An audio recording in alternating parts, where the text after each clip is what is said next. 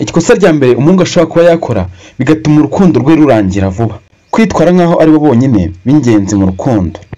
Ibyo ni ibintu bishobora gutuma urukundo rw'umuhungu n'umukobwa birangira, ko abaho ari bo b'ingenzi badahari urukundo rwapfa. Ibyo ni ikosa. Icya kabiri, kutamenya gutega amatwi no kuvugana n'umukobwa igihe muri mu rukundo. Ibyo nabyo abahungu barabikunda pe, akumva nimba mu rukundo ntago akeneye kumwumva, we akeneye kumva ko cyumvikana ariko we ntiyumve icyo bamubwira. Ibyo nabyo bishobora gutuma urukundo rwanyu rusenyuka. Icya gatatu, gukina ku mutima w'abakobwa. Hari abahungu nyine bakunda gukina n'umutima w'abakobwa, akavuga ati njyewe unakobwa ntabwo mukunda, nkenyitaho ujya ntakeya ariko simukunda. Ibyo bintu bibabaza umukobwa. Icya kane, kutita ku byo umukobwa akeneye. Ngo abakobwa ni abantu nyine baba bakeneye ibintu byinshi, kuko umukobwa akeneye kumva akeneye kwitabwaho, gusurwa, gufashwa n'umuntu nyine w'umuhungu bakundana. Mu bintu bitari ko umuhungu akabyirengagiza, umuhungu akabyirengagiza akumva ntawe ntabyo akeneye, akavuga ati njyewe ibintu sinabikunda, akatarutsa. Ibyo ni ikosa. Icya gatanu, kugira ishyari ryinshi hari igihe bibangamira umukobwa. Wa muhungu ubyumve byamukosa mujya mukunda gukora. Abakobwa bino irya gatanu niryo n'ingenzi kuri bo.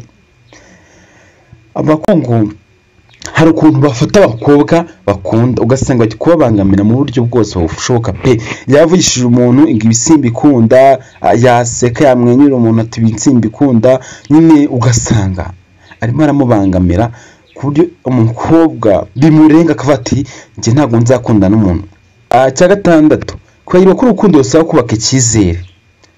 Urukundo ni ikintu ukundana gute aho nacungisha twazagera kuki. Icya karindwi, gukoresha imvugo mbi. Ngo iyo utazi gukoresha imvugo nziza bituma umukobwa agenda nabwo. Ati gute? Hari abahungu baba batazi kuganira, ugasanga ari seriye, ibintu byo kubasera byo mu rukundo ugasanga nyine nta kwingingwa, ntaki. Noneho yakubwira ikintu ugasanga uri kumukanga, uri muramuhabya, uri kumutera ubwoba, umukobwa ajya kuzarwara umutima. Ibyo bintu bishobora gutuma urukundo rwanyu rurangira. Icya munani, kudashyira imbere ejo hazaza. Ubundi umukobwa n'abantu bahora badokobye inshuro mu mutwe.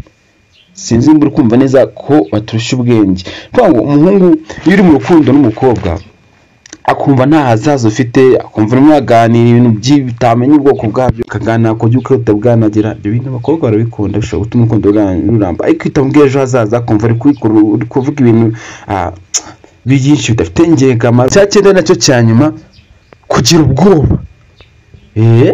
Abahungu tugira ubwoba rimwe na rimwe, ugasanga uhora uhangakiye umukobwa, uhora wibaza ngo ese uyu mukobwa arankunda, uyu mukobwa undi bimeze gute, nyine uhora umuhangakiye ntaki. Kugira ubwoba kugeza handi umuhungu yicara akavuga ati n'undi nari nabyishyizemo akatankunda. Ibyo bintu bishobora gutuma urukundo rwanyu rurangira vuba. Iyo ugira ubwoba urukundo rurarangira. Nimba wishimiye ibi, kora subscribe.